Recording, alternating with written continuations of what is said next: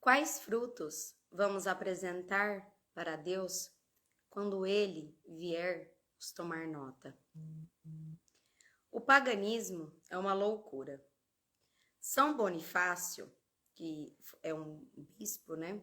Que hoje nós oramos em memória a ele, que Bonifácio representa bonifatio, né? Factus, aquele que faz boas coisas, fatos bem feitos. Aonde ele estava, havia um povo que cultuava Thor, aquele deus grego mesmo dos Vingadores. Ele mandava matar crianças em sacrifício a este deus. E o bispo, São Bonifácio, ele quebrou todo o altar e construiu capelas a Deus, o único e verdadeiro. Ele foi um bispo muito importante. Ele que foi o responsável por reformar a igreja na França. A Igreja Católica foi responsável por acabar com esses cultos e sacrifícios pagãos por todo o mundo.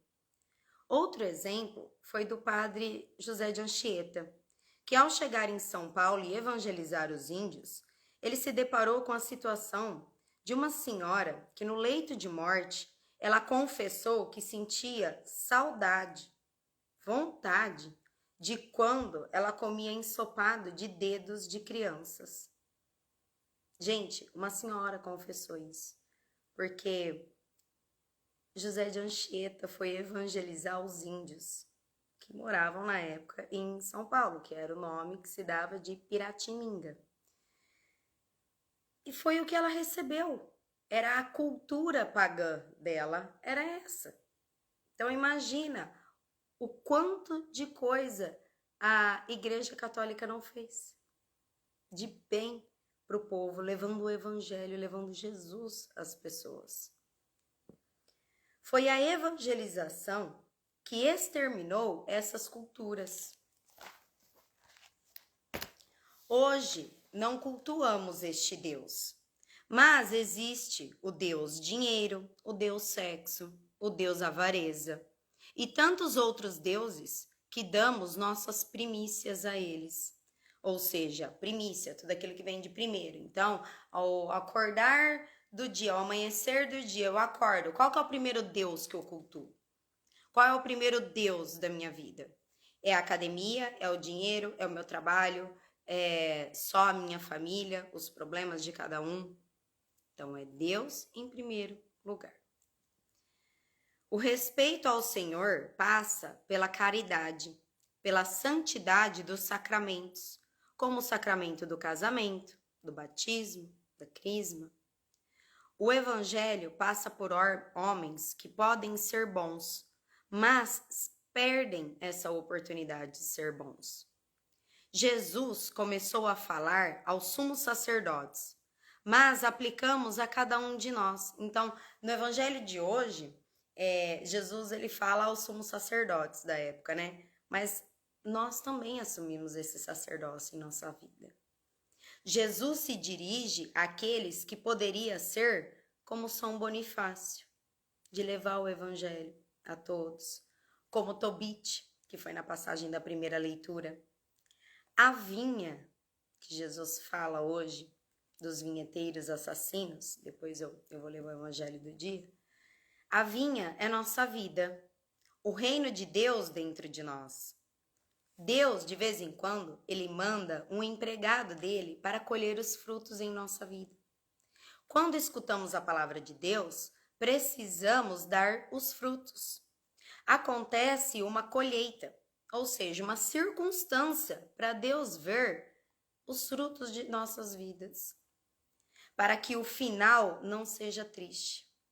Deus enviou seu filho, mataram, jogaram fora de Jerusalém, fora da vinha. Isso é a história da salvação. O pecado original nos deixou. Deus é mau, o mundo é nosso, não vou dar nada a Deus. Mas Deus tem o direito do nosso tempo. Deus tem o direito do nosso dinheiro, da nossa oração, do nosso louvor, da nossa gratidão.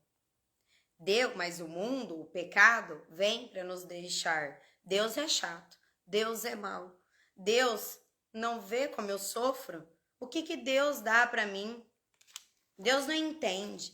Que nem o Padre Mário falou hoje. Ai, ele não sabe como que é a minha vida. É isso que a gente dá para Deus?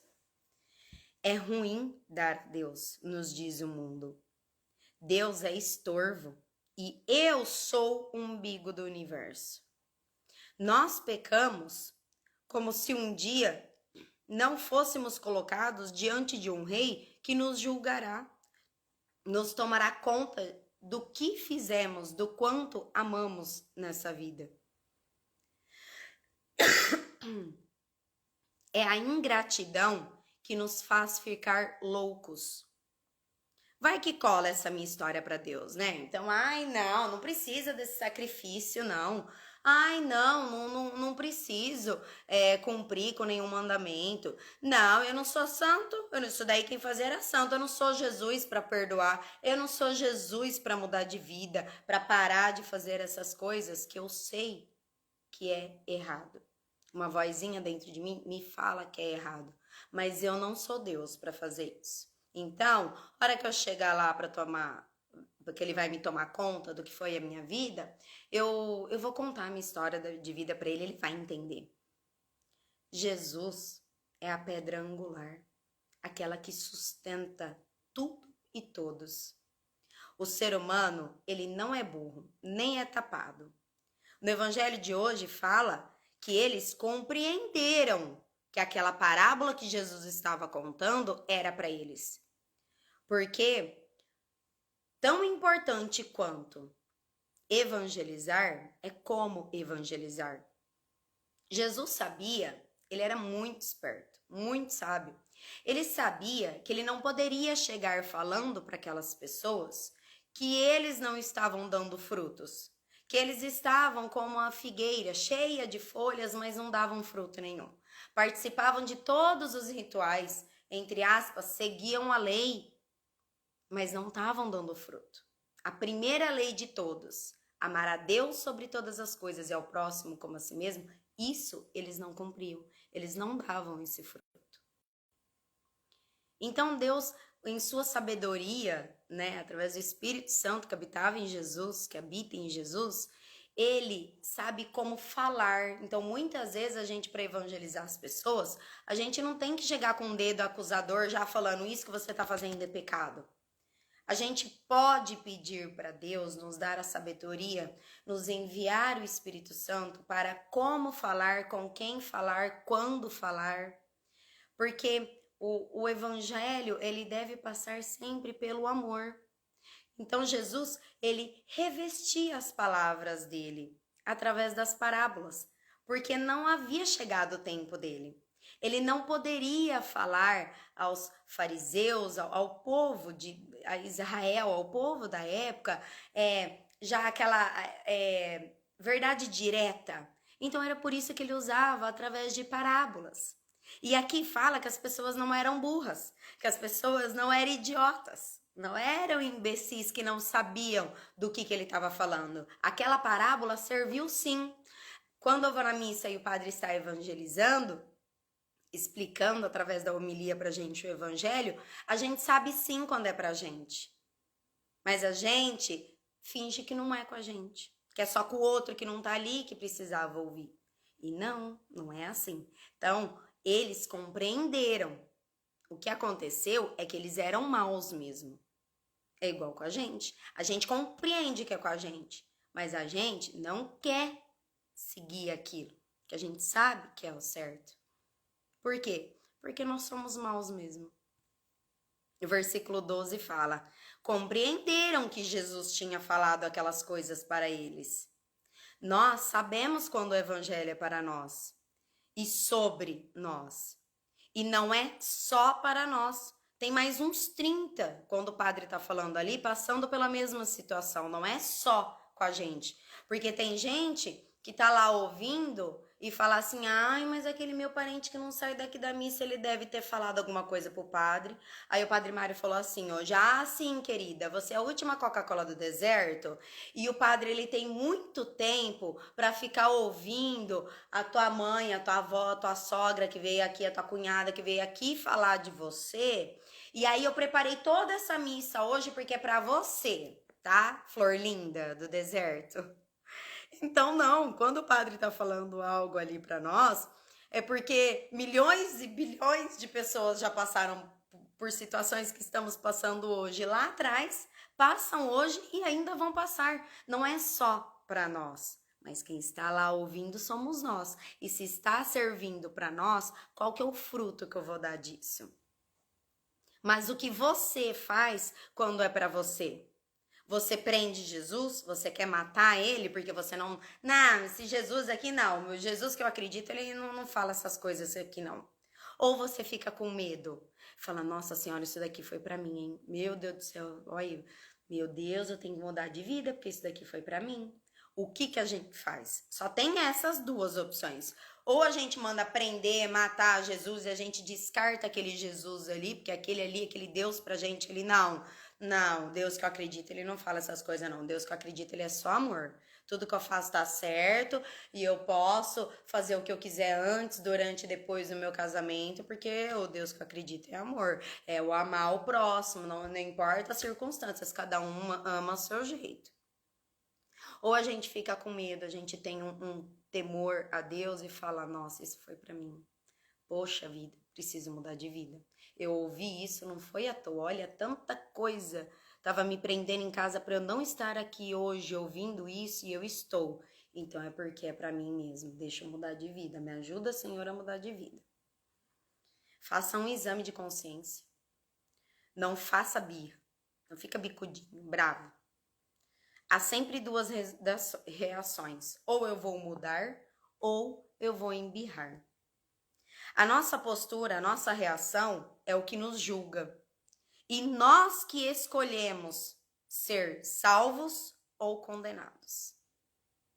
A gente que vai escolher se essa palavra de Deus que a gente está ouvindo hoje vai salvar a gente dessa vida tumultuada que a gente está levando, ou se só vai nos condenar.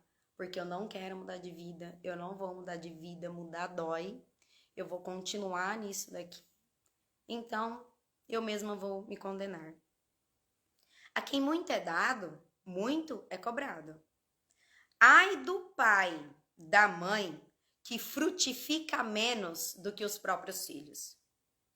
Quantos pais não vê filhos dando frutos, sendo capazes de amar, de perdoar, de praticar a caridade, de temer a Deus, né? Quantos pais não vê os filhos dando frutos e falando assim, eu não sou evoluída que nem meu filho é. Olha, meu filho já é um anjo, eu não sou capaz de fazer essas coisas. Ai do pai, porque muito foi dado a você. Você recebeu o teu filho, que é dom de Deus. Você recebeu o teu marido, que é dom de Deus. Ai de nós vermos os nossos maridos dando frutos que nós não estamos dando. E por orgulho, a gente não quer mudar de vida. Se essa palavra chegando em você, ela tem que dar fruto em você. Ai daquele que foi colocado acima dos outros e não dá fruto, como sacerdotes.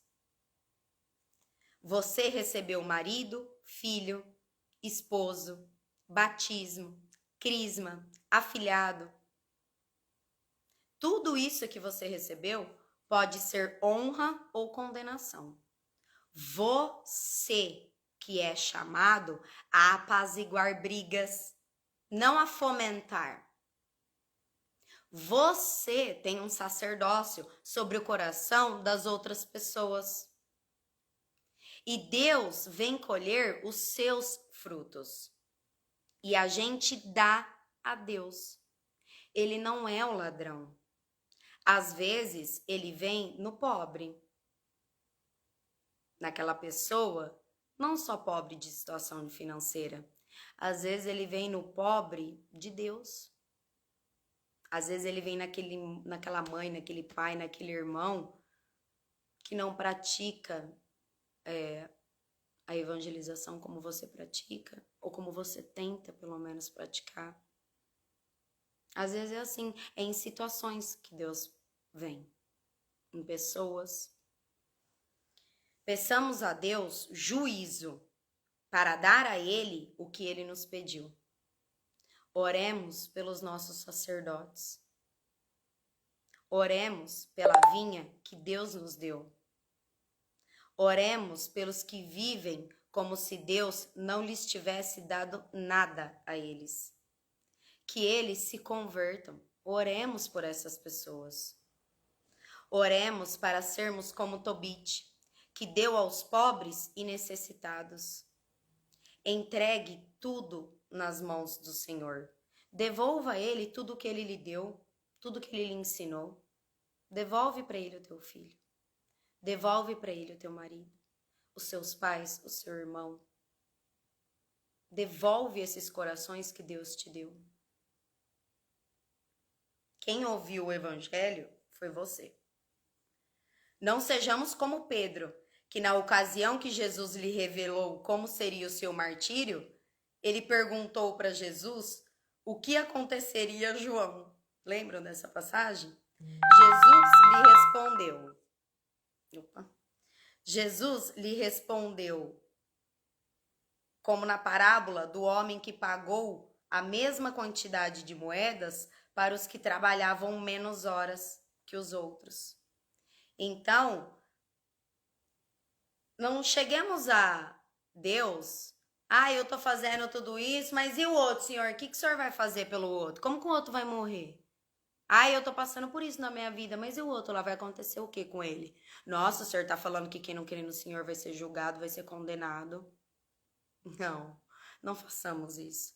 Oremos por eles. Oremos por todos nós. Deus é justo e misericordioso. Ele é misericordioso e justo. E isso nos basta. E Ele tomará conta, prestaremos conta do que nós demos a Deus. Prestaremos conta do que nós demos a Deus. E Ele tomará conta dos frutos que cada um de nós demos a Ele ou desperdiçamos. Quais frutos estamos dando e quais frutos deveríamos dar e não estamos dando, estamos desperdiçando. O teu marido é um dom de Deus que Deus te deu, teu filho, os nossos familiares, tudo é dom de Deus. O que a gente está devolvendo para Ele? A gente não consagra nem a nós mesmos para Ele, Ele deu a nossa vida e a gente não entrega para Ele. A gente pede para Ele tomar conta, mas a gente fala, não, Senhor, peraí, vem me de ladinho aqui, peraí, que eu acho que eu vou conseguir resolver isso daqui do meu jeito. Não é assim que a gente faz com Deus? Então, vamos pedir para Deus muita sabedoria para Ele nos ajudar a julgar quais são os frutos que a gente tem que dar para Ele e não estamos dando.